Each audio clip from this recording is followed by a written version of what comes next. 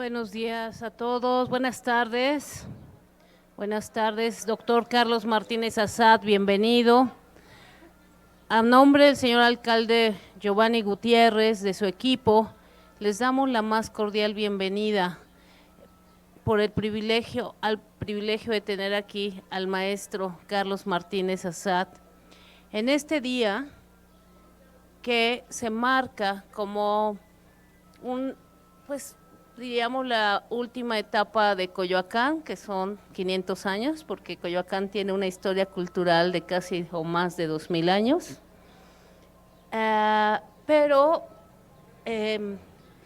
Hoy, 15 de mayo, hace 500 años, hoy, se registró una fecha que podría ser marcada como el primer testimonio del nacimiento de una nueva cultura, producto del encuentro de dos civilizaciones.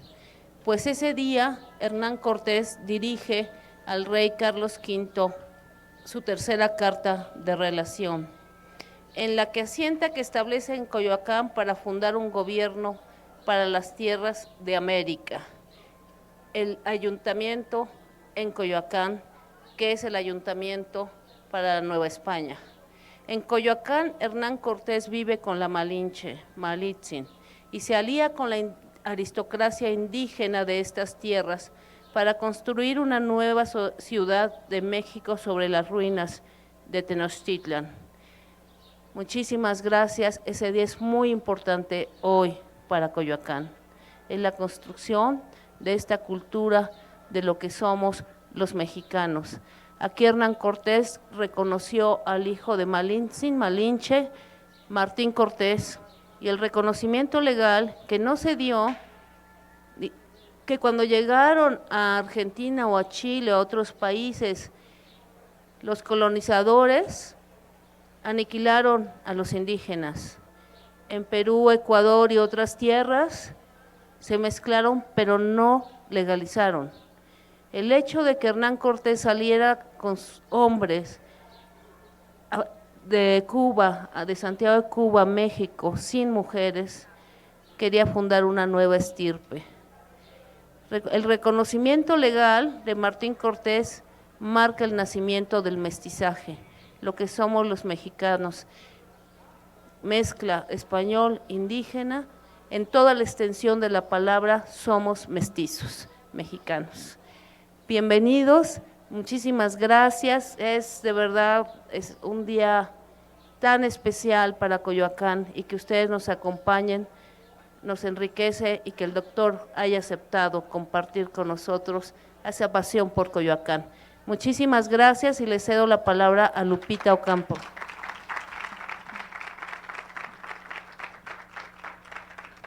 Gracias, Hilda. Gracias, nuestra directora general de Cultura, haciendo el énfasis en la efeméride importantísima del día de hoy.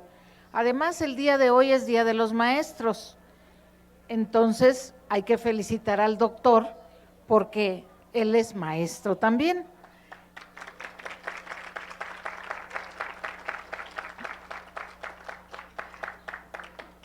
Leo una breve semblanza, doctor. El doctor Carlos Martínez Assad es sociólogo de la Facultad de Ciencias Políticas y Sociales de nuestra máxima casa de estudios, la Universidad Nacional Autónoma de México. Es historiador, investigador, catedrático y académico mexicano, originario de Jalisco. Obtuvo su doctorado en Sociología Política en la Universidad de París. Especializado en la historia regional, ha impartido cátedra, cursos y diplomados en diferentes colegios, institutos, universidades de México, en la Universidad Autónoma de Barcelona y en la Universidad Estatal de Arizona. Fue director del Instituto de Investigaciones Sociales de la UNAM. Contribuyó a la formación y fortalecimiento de diversos institutos y universidades en Guadalajara, Oaxaca, Querétaro, Colima y otros estados. Fue miembro del Consejo Latinoamericano de Ciencias Sociales y es investigador del Sistema Nacional de Investigadores y miembro de la Academia Mexicana de Ciencias. Ha colaborado como articulista en diversos periódicos, no los voy a enumerar, son muchísimos. Ha publicado diversos títulos en libros: La historiografía después de Puebla en vilo, La sucesión presidencial en México, de la cual fue coordinador, Los sentimientos de la región en 2001, Memoria del Líbano en 2002, La patria en el Paseo de la Reforma en 2005, Breve historia de Tabasco en 2015 y recientemente, porque me imagino que tiene sus vínculos consanguíneos con el Líbano, ha presentado el libro el 3 de mayo pasado, Libaneses e hechos imaginarios de los inmigrantes en México, en la Casa de las Humanidades de la UNAM. Le cedo la palabra al doctor Carlos Martínez Assad.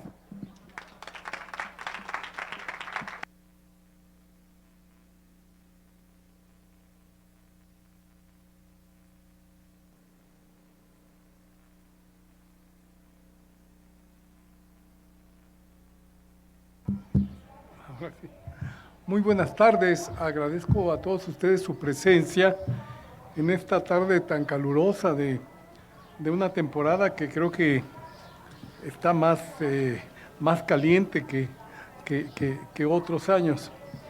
Y bueno, agradezco mucho a la maestra Hilda Trujillo haberme invitado para participar en este año en esta conmemoración de los 500 años del ayuntamiento y alcaldía de Coyoacán. Es un 15 de mayo de 1522 cuando, en efecto, como ella lo decía, firma Cortés su tercera carta de relación y la fecha el 15 de mayo de 1519. La historia va acomodándose a los hechos, a las circunstancias en que la historia se va escribiendo. La carta aludida en realidad la había comenzado Cortés el 30 de octubre de 1520 y solo la termina el 15 de mayo, que es cuando firma. Así es que en ese intervalo está la creación del ayuntamiento y no se puede precisar con la fecha en que este fue creado, pero digamos al firmar la carta ese 15 de mayo, pues se supone que es darle como un acto de formalidad en esa carta que escribía, la tercera que escribía al emperador Carlos V de las 4 que él escribió.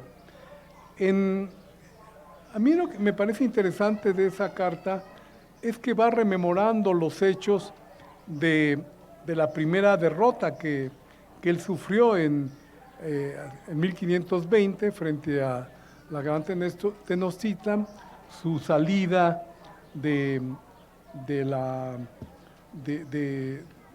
esa parte de la ciudad y aquello que no sé si coincide con lo de la noche triste que finalmente había sido derrotado, pero monta el asedio sobre la ciudad con una estrategia muy bien realizada. Ya cuando está acompañado, se calcula que Matos Moctezuma ha dicho 75,000 guerreros aliados que están con los 500 españoles, son muy pocos los 500 españoles que han llegado al centro de México. Todo el trayecto de Cortés hacia México ha sido interesante porque en el camino es cuando se van uniendo los pueblos originarios que tienen una gran animadversión contra los aztecas, contra el imperio azteca, y así se unen primero los totonacos que están mucho por las tierras que va cruzando. Más tarde será la alianza de la que más se habla con los tlaxcaltecas, que, que en realidad no fue tan sencillo como nos muestra en general la historia. En realidad hubo mucho rechazo de parte de los tlaxcaltecas a los españoles hasta que finalmente lograron convencerlos. Y desde luego, aunque fueran pocos españoles, sus bergantines, los barcos que construyeron para poder entrar a la gran Tenochtitlan rodeada de agua, principalmente por el lago de Texcoco y otros afluentes, pues junto con eso traían la pólvora, las armas, algo que era completamente desconocido para los originarios de estas tierras. El avance continuó y me interesa mucho porque lo retomaré un poco al final para cerrar esta conferencia, cuando Cortés con sus cercanos pasa entre el paso que deja los volcanes Popocatépetl de Iztaccíhuatl, y que después se le va a dar justo por eso el nombre de El Paso de Cortés. Luego comienzan los encuentros con Moctezuma, acompañado ya por los terribles tratos que infringían los españoles a los indios. Tanto que Moctezuma cuentan que lloró frente a Cortés, y el mismo Cortés tuvo que darle unas disculpas por lo que Moctezuma le contó que estaba sucediendo. En fin, hay muchas cosas que se van contando de todo ese momento, pero pues finalmente la historia va como acomodando todos estos procesos y dándoles el sentido que finalmente adquieren. Yo he pensado mucho en esta conferencia, como en algunas otras, cuando leí el libro de Edmundo O'Gorman sobre la invención de América, porque finalmente es un ejemplo de cómo la historia se va inventando de acuerdo con el que tiene la pluma y con el que puede darle ya una coherencia a todo lo que está relatando. Por ejemplo, es muy criticada la frase que dijo Salvador Novo cuando escribió: puede decirse que la historia de Coyoacán empieza cuando termina la de Tenochtitlan. Ya hilda con lo que nos dijo en el ingreso, pues no es cierto, porque había una historia antigua en ese momento pasaba a ser historia antigua de Coyoacán, y creo que es muy importante tenerla en cuenta para conocer los señoríos y todo lo que había estado establecido aquí. Por ejemplo, Francisco Sosa, en tanto que historiador, porque también fue un excelente cronista, ofrecía un testimonio desde los primeros poblamientos de esta región allá por el año de 1120, y fue hasta 1357 que llegó el pueblo tepaneca a la que el Tlatoani Texotlana dio la provincia de Azcapotzalco y Coyoacán, y tuvo como moradores a los del mismo pueblo. Vienen las guerras y contiendas que otros podrían explicar mejor que yo, quiero decir, hasta la conquista de Coyoacán por Izcoatl. Las pugnas derivaron en alianzas y la invocación de nombres como Culhuacán, Xochimilco, Mixquic, Chalco, buscaban unirse en contra de los poderes mexicas, de los poderosos mexicas que se habían posesionado del valle. Cuando llegan los españoles, Coyoacán poseía teocalis, algunas torres, casas, por supuesto muchos terrenos sembrados, y Sosa dice que frondosas arboledas cercaban la población, y en el recinto de esta había numerosas huertas. Y es que la misma tradición hace aparecer a los tres reyes de Tenochtitlan, Culhuacán y Tlacopan, con las insignias de Tlaloc, dirigiéndose a Coyoacán, y colocados alrededor de la fuente de Acuecuesco, sahumaron el agua, tiñeronla de azul y le echaron incienso, realizando sus ceremonias y sacrificios, y así surgió el río Coyoacán, y que se entiende que la región, lo que se entiende es que la región tuvo abundancia de agua. Bueno, ese río Coyoacán yo creo que debe ser Churubusco, ¿no? En todo caso Magdalena, pero le dicen así. En 1511, en el 10º año de su reinado, Moctezuma había logrado que la ciudad fuera un emporio de grandeza y magnificencia, con casas, mercados, suntuosos templos, jardines. 10 años después, eso fue lo que encontró Cortés en su recorrido antes de poner sitio a la Gran Tenochtitlan. Es posible que para el 17 de agosto Cortés se dirigiera a Coyoacán, después de la caída de Tenochtitlan, el 13, para alejarse del desastre de la ciudad destruida con hedor a muerte. Aquí quiero hacer un paréntesis que me parece interesante, no sé qué tan fundamentado esté. Christian Duveyrier, muy famoso por su libro de Hernán Cortés, dice que la Gran Tenochtitlan cayó el 12 de agosto y que sin embargo era el día de una santa. Entonces que decidieron fechar el 13 de agosto como el día, porque era San Hipólito, un varón, además un varón muy reconocido, muy controvertido por su discurso en la iglesia, sobre las cuestiones que ponía en duda, etc. Sin considerar la magnitud de la tragedia, el conquistador decidió celebrar la victoria con un banquete a sus principales capitanes para calmar sus ímpetus y sus reclamos del oro. Pudo aprovisionarlos de vino y la comida por una embarcación europea que recientemente había llegado a la Villarrica de Veracruz. Según los cronistas, se trató de una verdadera orgía en la que participaron no solo los varones que acompañaban al conquistador, sino mujeres españolas también, y entre las indias se hacía destacar la Malinche, la Malintzin. En esa estela de destrucción se dio el tormento de Cuauhtémoc y el señor de Tlacopan, infligido por Cortés para obligarlos a revelar dónde se encontraba el tesoro de sus dominios. Sometidos al fuego en los pies, se dice que también en las manos, el primero tuvo una estoica indiferencia. En cambio, Tetlepanquetzal se lamentó con su compañero de suerte, a lo cual la historia acuñó esa frase, que a saber si fue pronunciada: ¿estoy yo acaso en algún deleite o baño?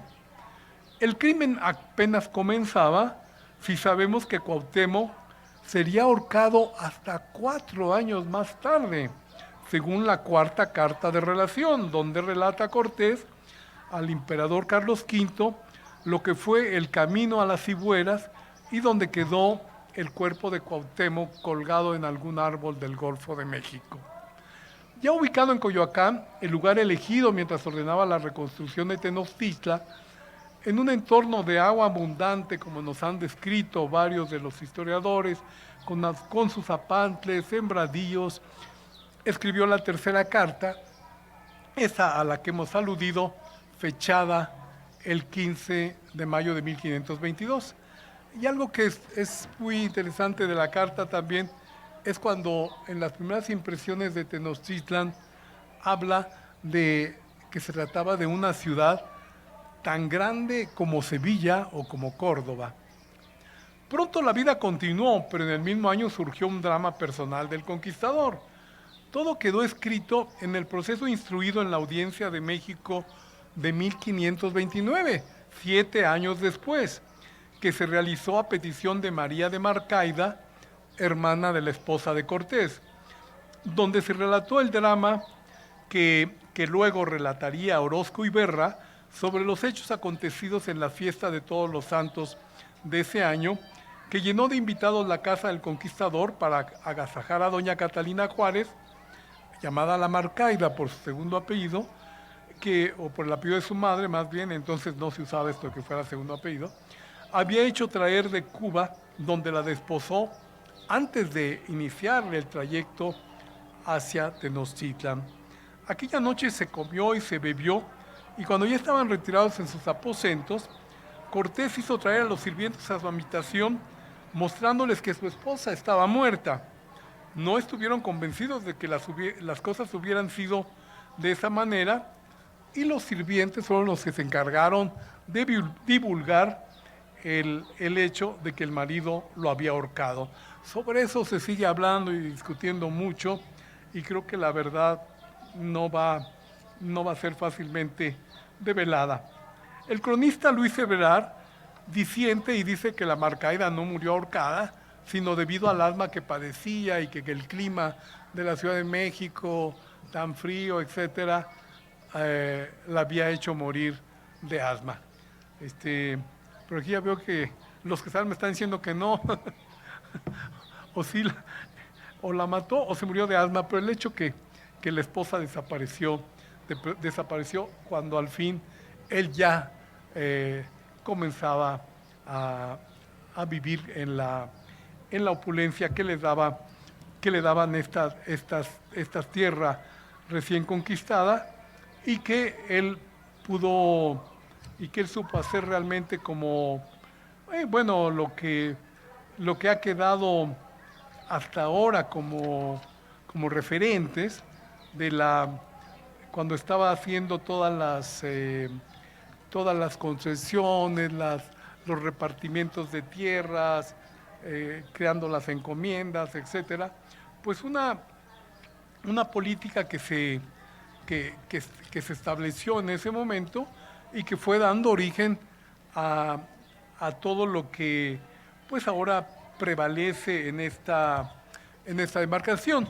Algo muy fácil de notar todavía hasta nuestros días es la existencia de los conventos, los monasterios franciscanos que formaron parte de la primera, o más bien fueron construidos por la primera orden de mendicantes, la de los franciscanos, que llegaron a estas tierras, y que se dice todavía que las autoridades de entonces les proporcionaron los predios en el que construirían el convento de San Juan Bautista, el primero en esta demarcación. Por supuesto, antes ya habían comenzado la construcción del convento de San Francisco en el centro de México, y además de esos primeros 12 apóstoles, varios habían salido a diferentes lugares de